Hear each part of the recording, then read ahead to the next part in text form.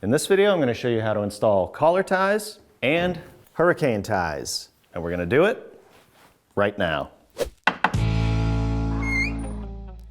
I am finally starting to finish this area above my garage. This is going to be my office. This was a big selling point in moving into my house. And if you follow my channel, you'll know I'm super excited and there are a ton of videos on the way.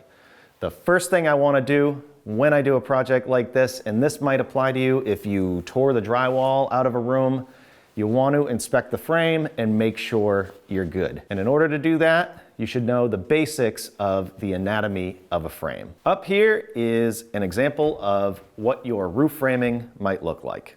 Typically, you have your ridge beam that goes from one gable wall all the way down to the other one, and then you have your rafters that come up and kind of sandwich to this ridge beam. They're connected there, and then they go down and sit on your outside walls. If you were to just build this just like that, what could happen is your rafters can start to go out this way with the weight of the roof, and especially if you live in a place where you get snow, that load on the roof can push the walls out or splay the walls outward.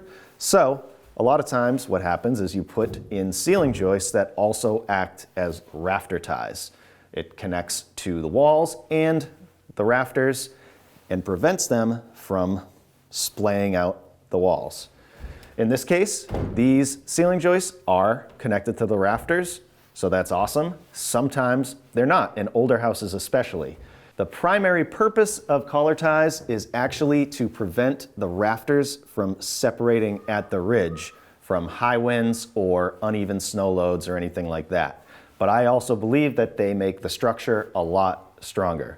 That's why I'm putting them in, not because I have any issues that I can see, but I think it's going to make everything way stronger. If you are adding collar ties like me and you have a bunch of snow on your roof, it's a good idea to clean it off as much as possible. I cleaned mine off before starting this because I don't want the structure to have a bunch of stress on it. I basically, for lack of a better term, don't want to lock my roof into a stressed position. Hurricane ties. These are important if you live anywhere with high winds or hurricanes. And these are designed to go like this, and they tie the top plate of your wall to the rafter. And that way, when there's strong gusts of wind lifting up on your house, it won't blow your roof off, basically. These are code in a lot of areas now, and I definitely could get away with not doing these, but I'm gonna add them just to add more structural stability to this, because over time, structures sink, rafters bow, walls bow out. This one's a little out already, nothing crazy, but doing the collar ties and the hurricane ties are just gonna add to the structural integrity of this garage. So that is the what and the why.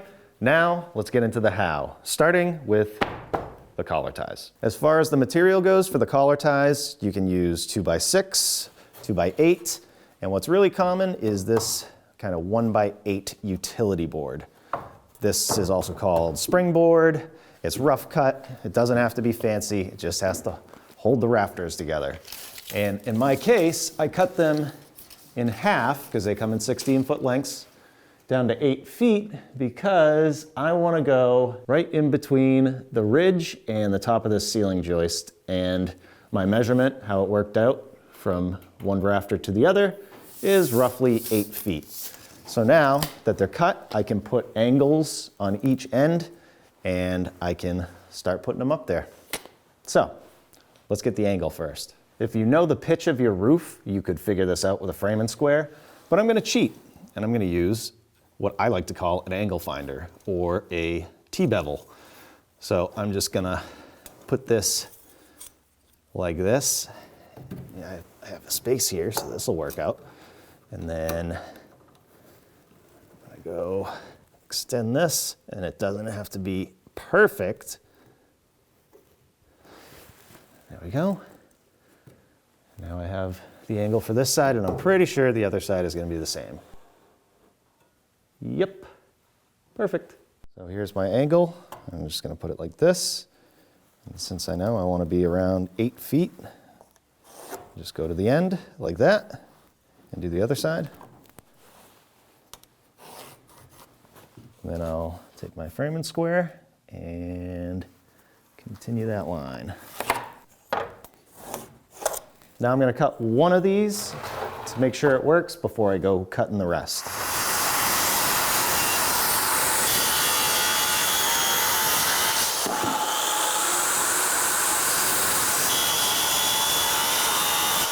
By the way, back over here by the ceiling joist, as you can see, they left it away from the roof, and we're gonna do the same, and I took that into account when taking my measurements as well. Now that I have one collar tie cut, you could do this 2 ways to figure out where this is going. One is the hard way, which I'll show you. You go to the first set of rafters. You don't need one on the gable. And hold it up here, tight to the roof, and then drop it. So you have your gap on either side, and then you hold your level here, which that is perfect. And then you would mark a line right here and right here. Do the same thing on the opposite end and snap a chalk line from here all the way down and here all the way down, and check it every now and again. If they end up being a little off or crooked, that's totally fine, but in order to avoid that, we're gonna do it the easy way. A laser level. These come in super handy for a project like this. So I'm gonna go up and set it basically in the middle of this, right under the ridge. So my test piece worked out on that side, but I'm gonna check it in a couple different places because you never know. In an extreme circumstance, this is a perfectly level line, but if your house dips, if it sank over time, and you start trying to put this in, and all of a sudden you have huge gaps on the ends, or you're jamming it up into the roof, then you're gonna want to adjust that line to make sure that they're all gonna be good. Case in point, right here. It is not gonna work. I have to lower that line. I'm gonna check the end before I lower the line, see what's going on. I think it sank in the middle, which is pretty typical. That one's closer, but still need to go down. So I lowered that line a little bit, as long as it's not touching the roof.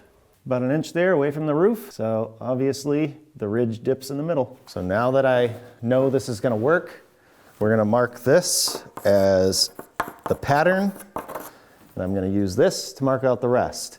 And as far as how many to put in here, I believe code is every 4 feet, but I'm gonna do every single one because I like doing things the overkill way. You do what you want.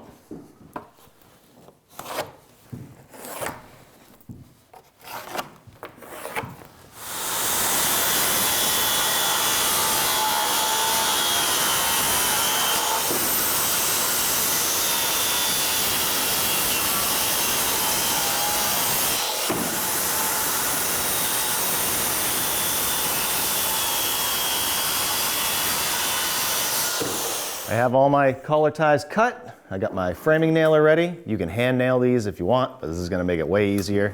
And I'm gonna start furthest away from the laser, just in case one of these drops down and actually blocks the laser. So, starting over here. Okay, so I'm just gonna put this on the line and try and get those gaps on either side even. Not a big deal if it's off a little bit. I'll shoot a nail here. And then on the other side, I can let go, and now I'm gonna do 5 nails in each side.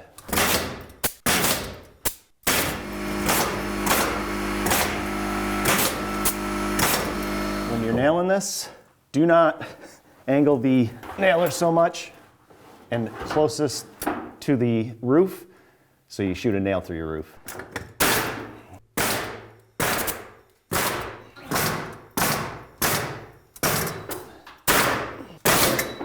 Now while I'm up here, I'm gonna spin around and do this one because of the way it's framed.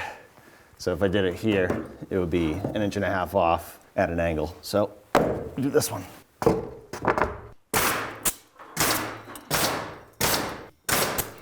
So if you do lose the line, like I just did, because I blocked the laser, you can just take a straight edge and mark it like that.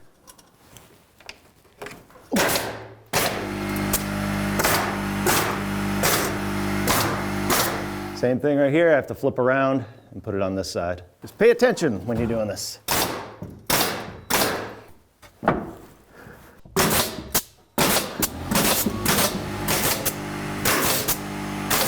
And the collar ties are done. So now we can move on to hurricane ties. It's not that collar ties are complicated, but these are way less complicated. So all you're gonna need are your hurricane ties, and I'm gonna use 10D 1.5 joist hanger nails or connector nails. And if you look right here, you'll see plate line.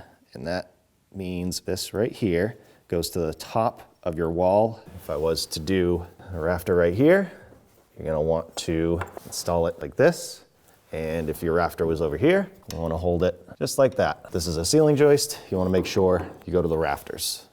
And that's it, just nail them in, every hole.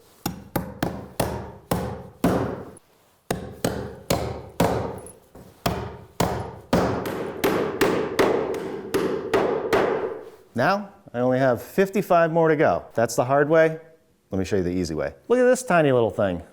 This is a palm nailer, and it's gonna make it so much easier. This has a little magnet. You put your nail in, just like that, and then you just push. That's satisfying. Been looking for an excuse to buy one of these, and I found it. It's especially good in tight areas like this where I couldn't get a full swing on my hammer. And this is flat enough, so when you put drywall over it, it shouldn't cause you any issues. And that's why they say on here, plate line, and to hold it like this and not like this, because that is gonna be a problem when you go to do strapping and drywall and everything. So make sure you keep it up like this.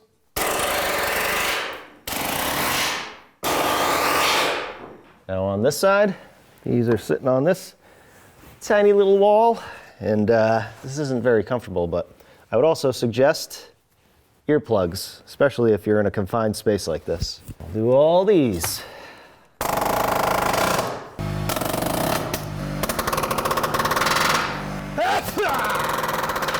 And last but not least, the dormers. Might as well.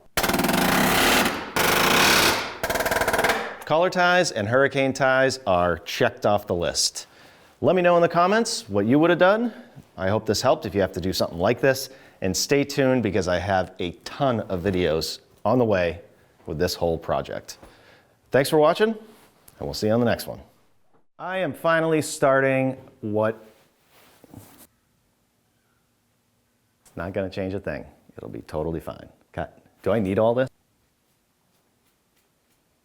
Man, I'm kind of lost. Hold on. They are to prevent hurricanes. Nothing crazy. Nope. Okay, hold on. You went fast. Sorry. Nope, Lauren. Snow is not required for this job. Close enough. Rolling, rolling, rolling, rolling, rolling. Kicking up all that dust. Don't worry, I'm gonna nail it at some point. Rolling, rolling, rolling, rolling, rolling. Never reach with the gun like that. Ever, ever. On a ladder. Let's start it over. Say hello to my little friend.